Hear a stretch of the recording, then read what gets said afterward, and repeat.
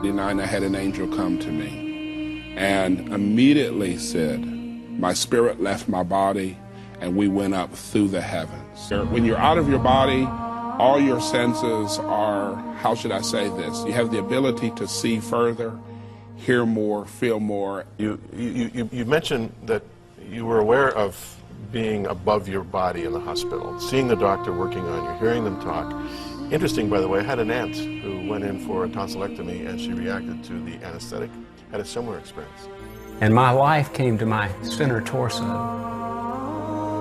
And I began to rise out of my body up into that room. Everything was going haywire down below me. They were saying, I'm going to lose him. I noticed that when I passed on, that of course I wear glasses and I'm very nearsighted. I noticed that, the first thing I noticed is that I wasn't wearing my glasses and I could see clearly across the room. And when I turned my head, I noticed that my body wasn't moving. And I was lifted right out of my body and hovered over my body, looking down at myself and looking around. And next thing I knew, I went through the ceiling. Vicky Naratuk had been blind from birth. In her early 20s, Vicky was involved in a serious car accident. The next thing I recall, I was in Harborview Medical Center and looking down at everything that was happening. And it was frightening because I'm not accustomed to see things visually because I'd never had before.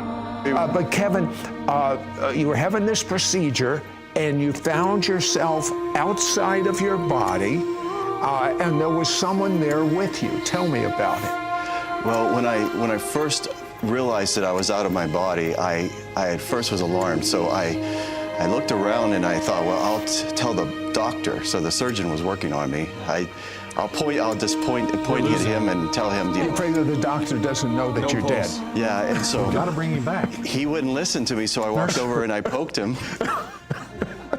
And I began to feel myself being pulled out of the top of my head. Really? Uh-huh. And as I got out of the top of my head, I had this incredibly clear vision. And my hearing was enhanced. Clark's patient went into cardiac arrest. After she was resuscitated, the patient insisted that she had risen out of her body and floated up around the hospital where she saw a blue tennis shoe on a third-floor ledge. A real sharp blow to the head. And with that blow, I actually felt myself go very woozy. But then I felt myself leave the body. These 3 days being out of my body, seeing everything what was happening around. Dr. if I can start with you. You collected more than 1,000 stories of near-death experiences from people all around the world, and you say the consistencies in those stories help prove scientifically that there is an afterlife. Well, my research reveals 9 lines of evidence about the reality of near-death experiences and their consistent message of an afterlife. And all of a sudden my body started to glow on the table, and I transformed into my resurrection body. I was in complete peace and comfort. I was overwhelmed by what was happening to me. But there was no pain and there was no fear. Well, I got to the top of the room and I was looking down below me, watching everything in complete peace. You have this sense of being transported at breakneck speed with 2 escorts, angelic escorts. And then you see this city far away with this light emanating from it. The angel and I are speeding through the heavens very, very quickly, and so fast that I really couldn't see the planets or the stars. And then we landed in heaven. As I was approaching this area, there were trees and there were birds and quite a few people, but they were all like made out of light. And the people are full of joy, but this joy exploded on the inside of me, and it was completely overwhelming. The grass, the flowers, the fragrance, the beautiful walls around this city, which you described as being stepped, starting low and getting higher. And how tall?